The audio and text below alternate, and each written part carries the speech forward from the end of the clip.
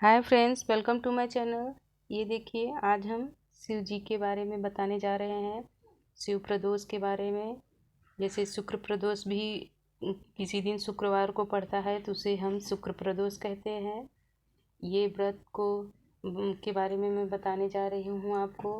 कथा उनका कथा है। प्रदोष व्रत की कथा सुनने मात्र से ही घर में सारी दुख दरिद्रता सब दूर हो जाती है। शिव जी के कृपा से सुख समृद्धि बनी रहती है।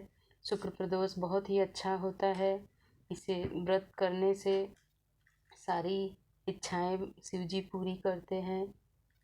चलिए अब हम आपके इस कथा के बारे में मैं आपको बताती हूँ। जैसे चंद्र भगवान को क्षय रोग था, जिसे शिव जी ने जीवन दान देकर उनका निवारण किया, उन्हें जीवित किया। इसी कारण बस प्रदोष पूर्व किया गया और भगवान शिव जी को शुक्र प्रदोष व्रत करके रोग दोष मुक्त होते हैं। जो करता है उसके सभी रोग दोष मुक्त हो जाते हैं। कलह क्लेश जिनके जीवन दाम्पत्य जीवन में सुख नहीं है, वे 27 गुलाब के फूल लेकर शिव जी के ऊपर ओम नमः शिवाय जप करते हुए चढ़ा दीजिए। इनके इससे उनके जीवन में सुख शांति बनी रहेगी। जैसे कि नेत्र रोग हो या कोई भी रोग हो, तो शुक्र प्रदोष के दिन गंगा जल लेकर और शाम के समय सफ़ेद चंदन मिलाकर और उसमें शिव जी का लेप करें, शिव जी को चढ़ाएं। अब शिव जी की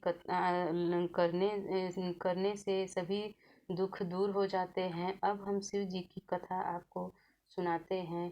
ये 3 मित्र थे। 3 मित्रों में अच्छी दोस्ती थी। राजकुमार, ब्राह्मण कुमार, धनिष्क पुत्र थे। ये तीनों विवाहित थे। तीनों की विवाह हो गया था और धनिष्क पुत्र का गौना शेष बचा था।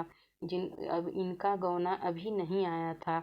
तो तीनों मित्र एक दिन विचार कर रहे थे, चर्चा कर रहे थे कि जिस घर में जहाँ लक्ष्मी ना हो, लक्ष्मी मतलब जहाँ नारी ना हो, एक दिन तो तीनों इसी विषय पे चर्चा कर रहे थे कि जिस घर में नारी का वास नहीं होता है, वहाँ भूतों का डेरा होता है। तब धनिष्क पुत्र का गौना नहीं आया था। उन्हें अपने पत्नी को लाने का तुरंत ही निश्चय कर लिया और तब उनके माता पिता ने उनको समझाया कि बेटा, अभी समय नहीं हुआ है, अभी मुहूर्त नहीं है। कृष्ण पक्ष में विदाई होती है, अभी शुक्ल पक्ष चल रहा है, अभी विदाई नहीं होगी। तो उन्होंने अपने माता पिता की बात नहीं मानी और ससुराल चले गए अपनी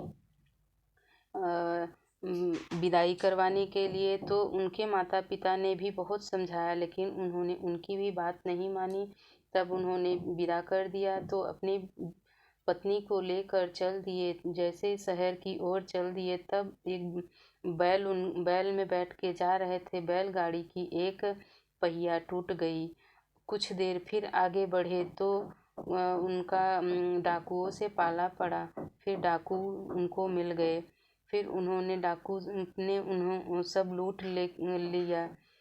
जैसे लूट लिया वैसे ही तब आगे फिर बढ़े तो उन्होंने सर्प उनको डस लिया। जैसे सर्प डसा तब उन्होंने वैद्य बुलवाया। वैद्य आया तो उनके माता पिता ने पूछा, तो माता पिता से बताए कि आपका बेटा 3 दिन ही जीवित रहेगा, इसके पश्चात मर जाएगा। फिर उन्होंने ब्राह्मण को बुलवाया तो ब्राह्मण आए और बोलने लगे कि यह प्रदोष व्रत करके आप अपने बेटे को जीवन दान दे सकती हैं और यह मुहूर्त अच्छा नहीं था, इसीलिए अब इनको बोलिए अब जाके अपने ससुराल वापस अच्छे मुहूर्त में अपनी पत्नी को लेके जाएं और अच्छे मुहूर्त में विदाई करवा के आइए। फिर वो अपने वापस ससुराल गए और अपने मुहूर्त में विदाई करवाई और लेके आए। तब आए यानी कि शुक्र प्रदोष से घोर संकट दुख भी दूर होता है। प्रदोष व्रत की कथा अगर आपको मेरी अच्छी लगी हो, तो ये वीडियो आपको अच्छी लगी हो तो प्लीज़ सब्सक्राइब कीजिए, लाइक कीजिए एंड शेयर कीजिए। अगर आपको मुझसे और भी कुछ जानना है या पूछना है किसी भी चीज़ की वीडियो के बारे में, किसी भी पूजा में पाठ में कोई भी दिलचस्पी है आपको, उस बारे में आप बताइए। मैं आपके लिए वो वीडियो आपको ज़रूर बना के बताऊंगी उस पूजा के बारे में। यही है शिव जी की प्रदोष की कथा। जैसे व्रत प्रदोष तो सभी करते हैं, लेकिन उनके कथा के बारे में किसी को पता नहीं है और ना ही करती हैं वो। तो प्लीज़ इसको भी करिए, आप इस कथा को भी करिए और सुनिए, ताकि आपको पता चले इनका शिव जी का कितना, प्रदोष का कितना महत्व है। प्रदोष व्रत बहुत ही भाग्यशाली होते हैं वो लोग जो करते हैं, और करना चाहिए, सबको करना चाहिए। इस व्रत को करने से सारी तकलीफ़, दुख, दरिद्र सब दूर हो जाते हैं। जो भी इच्छा होती है शिव जी उनको ज़रूर पूरा करते हैं। जो भी गलती हो वो क्षमा भी करते हैं। इसीलिए तो इनको भोले भंडारी कहा जाता है, भोले बाबा कहा जाता है। भोले बाबा बड़े ही दयानी और ज्ञानी